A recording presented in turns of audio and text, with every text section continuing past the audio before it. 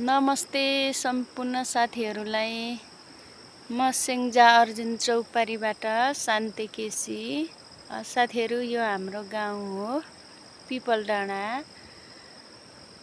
ल हेर्नु साथीहरू, हाम्रो गाउँ वरिपरिको सेरोफेरो,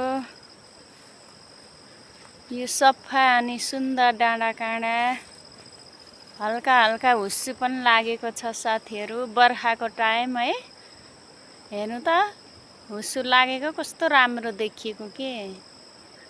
वन जङ्गल साथीहरू, हाम्रो गाउँ नजिकैको सेरोफेरो साथीहरू।